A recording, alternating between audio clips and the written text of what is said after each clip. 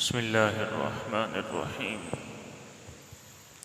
الحمد لله وكفى وسلام على عباده الذين اصطفى. أما بعد فأعوذ بالله من الشيطان الرجيم. بسم الله الرحمن الرحيم.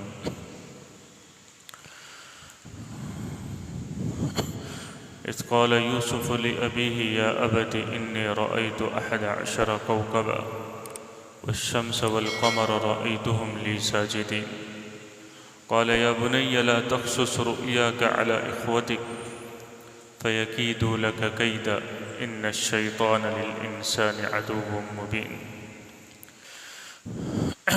میرے محترم بھائیوں اور دوستو،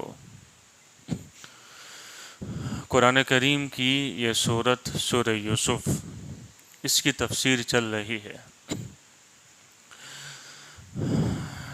اور یہ سورت وہ سورت ہے جو بڑے اہم سبق پر مشتمل ہے. قرآن کریم نے اس واقعے کو احسن قصص کہا ہے، یعنی بہترین قصہ. اس قصے میں ہمارے لیے ڈھیر سارے سبق ہے. بڑا عظیم الشان قصہ ہے. قرآن کریم نے اس کو تفصیل سے بیان کیا ہے، یوسف علیہ السلام کے بچپن سے لے کر آخر تک. جیسا کہ گزشتہ میں نے عرض کیا تھا کہ یوسف علیہ السلام نے ایک خواب دیکھا تھا. خواب یہ دیکھا تھا رأیت 11 کوکبا والشمس والقمر رأیتهم لی ساجدین. میں نے دیکھا کہ 11 ستارے وہ مجھے سجدہ کر رہے ہیں، اور سورج اور چاند بھی مجھے سجدہ کر رہے ہیں. میں نے ایک خواب میں دیکھا، اور یہ خواب انہوں نے اپنے والد حضرت یعقوب علیہ السلام کے سامنے اس کو ذکر کیا. یعقوب علیہ السلام یہ خواب سن کر سمجھ گئے کہ بیٹا آگے جا کر بڑی اونچی اڑان بھرنے والا ہے، اور اللہ کے اس کا بڑا مقام ہونے والا ہے. 11 ستاروں سے مراد 11 بھائی تھے. 11 بھائی تھے یوسف علیہ السلام کے، اور 12 تھے یوسف. اور چاند سورج سے مراد والد اور والدہ. یہ اس کی تعبیر تو بہت آگے جا کر اس کی تعبیر جو ہے وہ ظاہر ہوئی، لیکن یعقوب علیہ السلام سمجھ گئے تھے کہ ہم کو بھی ہمارے سب بچوں کو ان کے آگے سرنڈر ہونا پڑے گا، اور اس بچے کے آگے جھک جانا پڑے گا. لیکن یعقوب علیہ السلام سمجھدار تھے، نبی تھے. اپنے بیٹے کو یوں کہا کہ لا تقصص رؤیاک علی اخوتک، اپنے بھائیوں میں سے کسی کو اس خواب کا تذکرہ نہ کرنا، ان کو یہ خواب مت بتلا دینا. کیوں؟ فَيَكِيدُوا لَكَ كَيْدًا، شاید وہ تیرے خلاف کوئی سازش کرے. آگے فرمایا اِنَّ الشَّيْطَانَ لِلْإِنسَانِ عَدُوٌّ مُبِينٌ، شیطان تو انسان کا بڑا کھلا دشمن ہے. پہلی بات تو یہاں یہ سمجھنے کی ہے کہ ایک باپ نے اپنے بچے کو دوسرے بچوں کے سامنے بات کرنے سے روکا. اس سے ایک بات یہ پتہ چلتی ہے کہ ہر جگہ ہر بات کہنی نہیں چاہیے. حدیث پاک میں یوں فرمایا گیا کلموا الناس علی قدر عقولہم، لوگوں سے ان کی سمجھ کے مطابق بات کرو. لوگ جو سمجھے وہ بات کرو. تم ہر جگہ ہر چیز بڑبڑ کرنا، ٹرٹر کرنا شروع کر دو تو پہلی بات تو یہ کہ تمہاری بات سمجھنے والے نہیں ہوں گے. سمجھیں گے تو جو تم سمجھانا چاہو گے وہ نہیں سمجھیں گے. اس لیے دیکھو لوگ کیسی بات سمجھ سکتے ہیں، ان کی سمجھ کے مطابق بات کرو. اسی لیے حدیث پاک میں یہ فرمایا گیا من صمت نجا، تو خاموش رہا وہ چپ رہا. وہ جو خاموش رہا، جو چپ رہا وہ نجات پا گیا. خاموشی میں نجات. ہر جگہ ہر چیز بولنی نہیں چاہیے، اس لیے کہ بعض مرتبہ بہت زیادہ بولنے کی وجہ سے پرائے تو کیا اپنے بھائی بھی حسد میں مبتلا ہو جاتے، جو اس قرآن سے پتہ چلا، آیت سے. باہر والے تو چھوڑ دو، تم بہت زیادہ بول بول کرنے کی وجہ سے اپنے بھی کبھی حسد میں مبتلا ہو جاتے ہیں، جس سے تمہیں نقصان پہنچنے کا خطرہ ہو سکتا ہے. اس لیے ہر جگہ ہر چیز بیان نہیں کرنی چاہیے. جیسا کہ میں نے گزشتہ بھی بتلایا کہ یعقوب علیہ السلام نے اس لیے یہ اپنے بیٹے کو بیان کرنے سے روک دیا تاکہ ان کے بھائی حسد میں مبتلا نہ ہو جائے. حسد بہت بری بیماری ہے جس نہ کرنا چاہیے نہ ایسا ہونا چاہیے کہ کوئی ہم پر دوسرا حسد کرے. آدمی ہر چیز اپنی کھول کر نہ رکھ دے کہ لوگوں کو حسد کی دعوت دینا شروع کر دے. نہیں، تھوڑا لو پروفائل رہے تاکہ اس کی ہر چیز لوگوں کے سامنے نہ آ جائے. اور حسد کرنے والوں کو بھی بتلایا بھائی حسد کیوں کرتے ہو، اللہ کی تقسیم ہے، اللہ جس کو چاہے دے دے. گزشتہ بھی میں نے ایک دعا بتلائی تھی، ابھی پھر سے بتلا دیتا ہوں. نبی کریم صلی اللہ علیہ وسلم کی ایک دعاؤں میں سے ایک دعا ہے، اللہم ما اصبح بی من نعمت او باحد من خلقک فمنک وحدک لا شریک لک. علماء فرماتے ہیں یہ دعا حسد کی ویکسین ہے. جیسے بیماریوں کی ویکسین ہوتے ہیں، ٹی بی کی ویکسین ہے، یہ کورونا کی ویکسین ہے، یہ فلاں بیماری کی ویکسین ہے، ایسے حسد کی یہ ویکسین ہے. جب تم کسی کی کوئی چیز دیکھو تمہارے دل میں حسد آ گیا تو یہ دعا پڑھ لو، اللہ کی ذات سے امید ہے وہ حسد دور ہو جائے گا. کیا مطلب اس کا؟ اللہم ما اصبح بی من نعمت او باحد من خلقک، یا اللہ جس کو تو نے جو نعمت دی ہے مجھے بھی تیری مخلوق میں سے کسی کو بھی، فمن کا سب کو تیری طرف سے ملا ہے، وحدک لا شریک لک تو تنہا ہے، تیرے علاوہ کوئی شریک نہیں، تو نے اپنے اختیار سے ہر ایک کو دیا ہے، میں کون ہوتا ہوں تیری تقسیم پر اعتراض اور انگلی اٹھانے والا؟ میں نہیں ہوتا ہوں، تو خالق ہے ہر ایک کا، تو نے دیا ہے، اپنی طرف سے دیا ہے. ہم تو دینے والے نہیں ہیں، ہمارے بس میں ہوتا تو ہم تو اپنوں کو بھی نہ دیتے. تیرا اختیار ہے، تیرا فضل ہے، تو جس کو چاہے دے دے. تو یعقوب علیہ السلام کو یہ خطرہ تھا کہ کہیں یوسف اپنے بھائیوں کے سامنے یہ خواب بیان کر دیں گے تو ان کو جو ہے وہ تکلیف پہنچ جائے گی. یہاں علماء ایک بات مفسرین یہ فرماتے ہیں کہ بھائی یعقوب علیہ السلام کو کیا اپنے دوسرے 11 بیٹوں سے محبت نہیں تھی؟ کیا صرف یوسف ہی سے محبت تھی؟ بچے تو اپنے ہی ہوتے ہیں، چاہے جیسا بھی کیوں نہ ہو، اچھا ہو برا ہو، کالا ہو گورا ہو، خوبصورت ہو بدصورت ہو، بچہ تو اپنا ہی ہے، صحت مند ہو اور جو ہے وہ کیا کہتے ہیں بیماری والا ہو، بچہ تو اپنا ہی بچہ ہے. اور والدین کو عمومی طور پر ہر ایک سے محبت ہوتی ہے، ہر ایک سے جیسا بھی ہو. ایک مرتبہ ایک بادشاہ نے اپنے وزیر سے یوں کہا کہ کل جو ہے وہ کوئی خوبصورت بچہ میرے پاس لے کر آنا، خوبصورت بچہ. تو وہ اپنے بچے کو لے کر آ گیا. وہ اتنا خوبصورت نہیں تھا، تو بادشاہ نے کہا میں اتنے بڑے ملک میں تیرے کو کوئی خوبصورت بچہ نہیں ملا. تو وزیر کہنے لگا کہ میری نظر سے دیکھو گے تو پورے ملک میں سب سے خوبصورت بچہ یہ ہے. والدین کے لیے اپنی اولاد سب سے زیادہ اچھی ہوتی ہے، چاہے وہ کیسی بھی کیوں نہ ہو.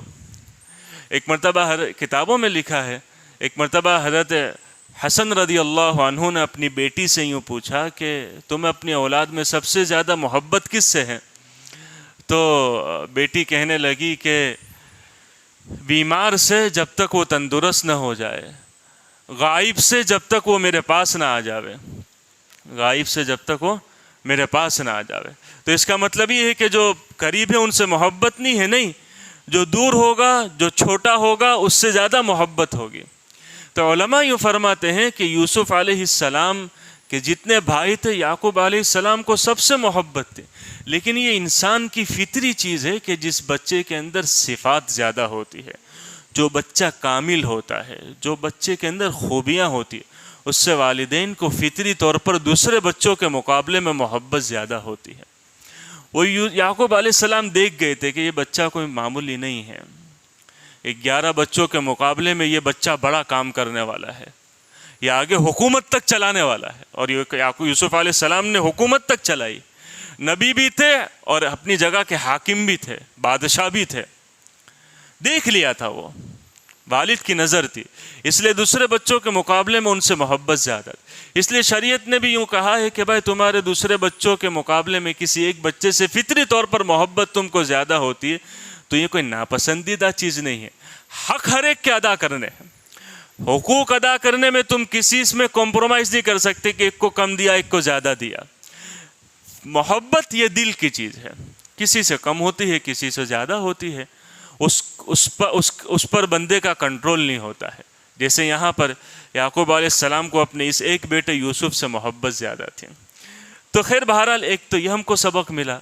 دوسرا سبق ایک یہ ملا جو سب سے اہم سبق ہے, امپورٹنٹ ہے, جس کو سمجھنے کی ضرورت ہے. یعقوب علیہ السلام نے اپنے بیٹے یوسف سے جو کہا کہ اپنے بھائیوں کو یہ قصہ نہ بتلانا. کیوں؟ فَيَكِيدُ لَكَ كَيْدًا, تیرے خلاف سازش کریں گے. سمجھنا یہ بات. یہاں یعقوب علیہ السلام نے آرڈر کرنے کے ساتھ سمجھایا بھی, صرف آرڈر نہیں کیا. یعقوب علیہ السلام یوں بھی کہہ سکتے تھے لا تقصص رؤیاک, اپنے بھائیوں کو مت بتلانا, لیکن صرف آرڈر سے کام نہیں لیا, آگے سمجھایا فَيَكِيدُ لَكَ كَيْدًا, یہ بات سمجھائی کہ وہ تیرے خلاف سازش کرنے لگیں گے. مفسرین فرماتے ہیں جو گھر کے بڑے ہوتے ہیں, ماں ہوتی ہے, باپ ہوتے ہیں, دادا ہے, نانا ہے, جو بھی گھر کے بڑے ہیں, وہ جب اپنے چھوٹوں کو کوئی بات سمجھائے تو خالی آرڈر نہ کریں, آرڈر کے ساتھ جو ہے وہ ان کو اس کی حکمت بھی بتلاوے, وہ بات سمجھائے, تب جا کر وہ بات بچے کے دل میں اترے گی.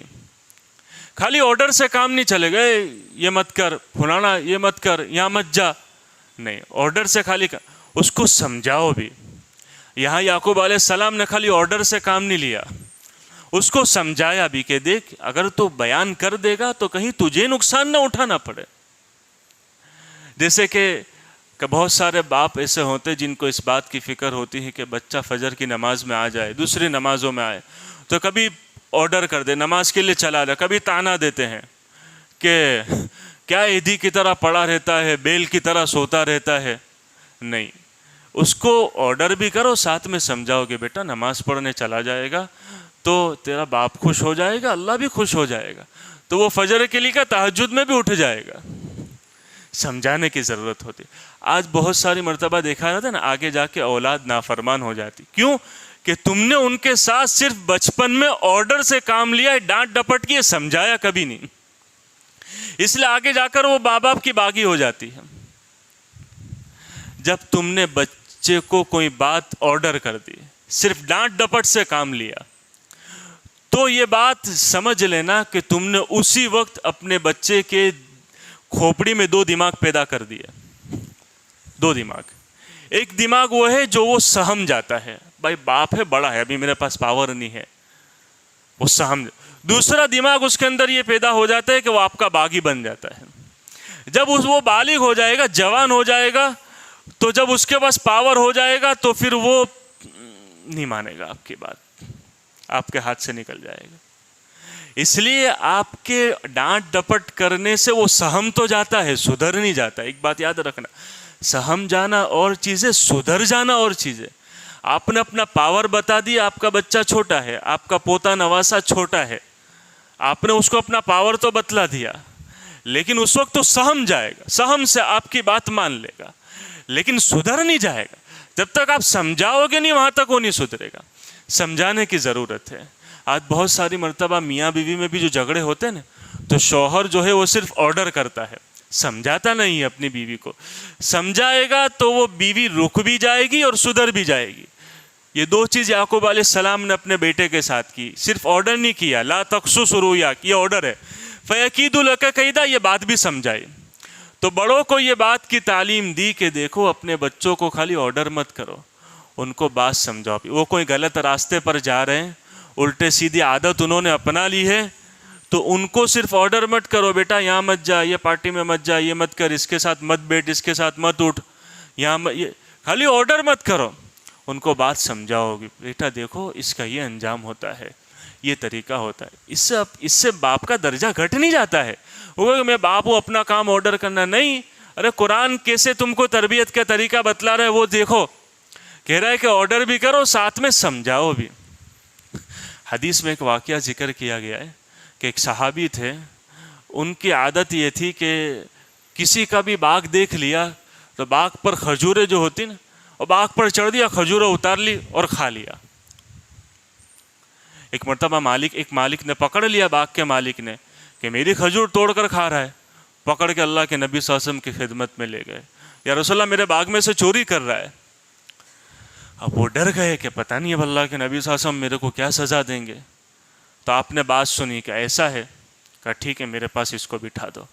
جوان تھا، اس کو بٹھا دیا۔ بیٹا کیا بات ہے؟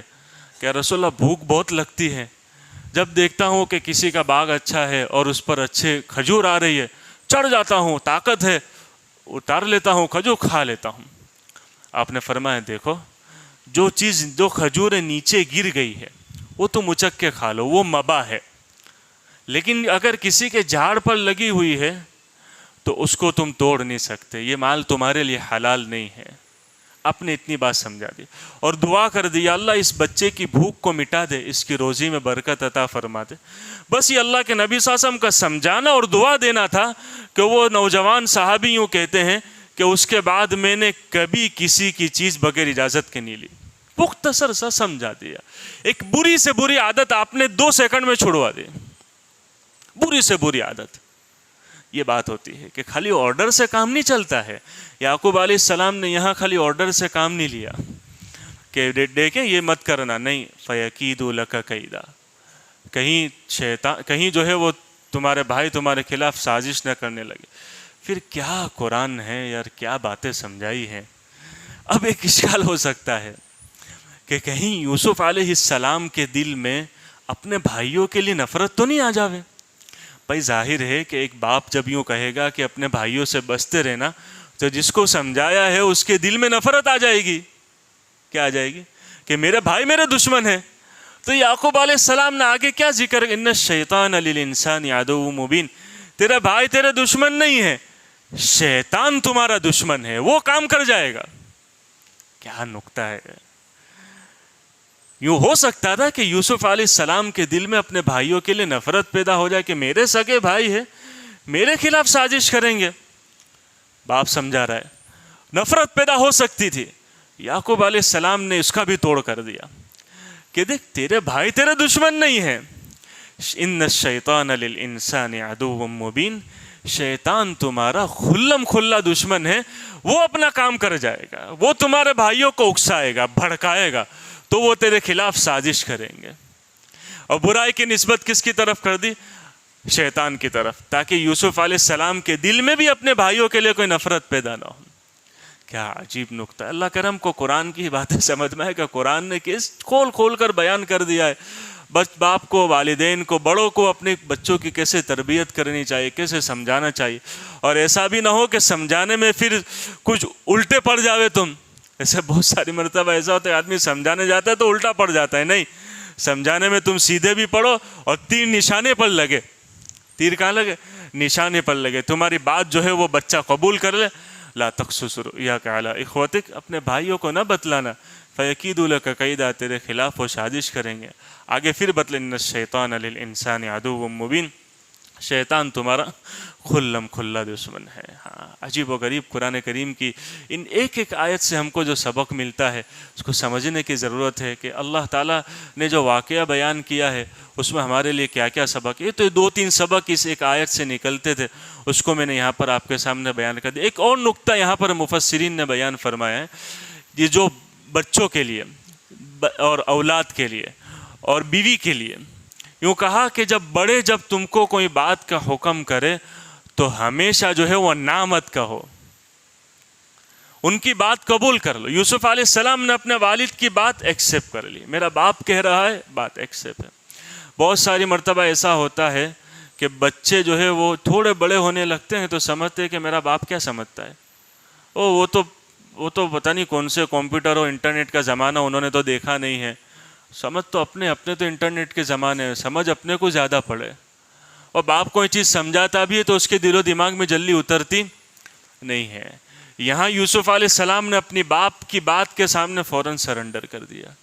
یہ اولاد کو بھی بات سمجھائی گئی، ایک تو بڑوں کو سبق دیا گیا کہ تم کو کیسے بچوں کو ٹیکل کرنا ہے، سمجھانا ہے، اور اولاد کو کہا گیا دیکھو یوسف علیہ السلام سے سبق حاصل کرو، کہ انہوں نے حجت نہیں کی۔ آج بچے اولاد کے سامنے، بچے ماں باپ کے سامنے حجت کرنے لگتے، ایسا نہیں، ایسا ہونا چاہیے، فلانا ہونا چاہیے، تم کو کیا سمجھ پڑے؟ یا تو سامنے نہیں بولتا ہے تو اس کے دل و دماغ میں رہتا ہے کہ ابا کو کیا سمجھ پڑے، دادا کو کیا سمجھ پڑے میرے، انہوں نے کیا دیکھا ہے؟ ارے بھائی، ان کے جو بال سفید ہوئے ہیں سر کے داڑھی کے، وہ دھوپ میں کھڑے رہ کے سفید نہیں ہوئے ہیں، وہ دھوپ سے سفید نہیں ہوئے ہیں، انہوں نے زندگی کاٹی ہے، اس کے بعد ان کے بال جو ہے وہ سفید، انہوں نے زندگی کا اتار چڑھاؤ دیکھے ہیں، سارے تجربے سے گزرے ہیں، اس کے بعد جا کر تجھے دو بات سمجھا رہے ہو، تیرے بھلے کی کہہ رہے ہیں، تیری سمجھ میں نہیں آ رہے، لیکن آگے جا کر تجھے وہی بات یاد آئے کہ سمجھے گا یار اس وقت مان لیتا تو اچھا رہتا۔ تو یوسف علیہ السلام کے اس واقعے سے اور اس آیت سے اب ایک تو بڑوں کو سبق ملا، بچوں کو بھی سبق ملا کہ دیکھو ہر چیز میں نہ مت کرو، بہت ساری چیزیں تو تم کو سمجھ میں نہیں بھی آتی ہو، لیکن تمہارا باپ کہہ رہا ہے، بڑے کہہ رہے تو ہاں کر لو، ٹھیک ہے بھائی، ہاں بڑے کہہ رہے تو ہاں کر لو، اس میں پھر حجت نہ کرو، دلیل نہ کرو، مان لو، ایکسیپٹ کر لو، بات ختم کر دو۔ ہر جگہ تم حجت کرنے جاؤ گے۔ بیوی کو بھی کہا گیا کہ شوہر کی ہر بات میں نہ، ایسا تھوڑی ہوئے، ایسا ہو سکتا ہے ہر بات میں الٹی مت چل بھائی، تو بہت ساری بات مان بھی لیا کر، ہر بات میں نہ نہیں ہونا چاہیے۔ یوسف علیہ السلام کے دیکھ، وہ بھی چھوٹے تھے، اپنے باپ کے سامنے کیسے سرنڈر ہو گئے، باپ نے سمجھایا، بات فوراً مان لی، ٹھیک ہے اب باپ جو کہہ رہے ہیں وہ ہمارے لیے قبول ہے، ایکسیپٹ ہے۔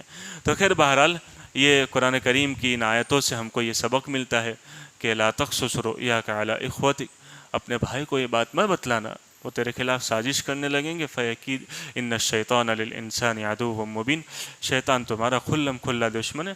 آگے کی آیتیں پھر اس واقعے کو آگے لے جاتی ہے، اس کی انشاءاللہ آئندہ مجلس میں تفسیر کریں گے۔ اللہ تعالیٰ عمل کی توفیق عطا فرمائے۔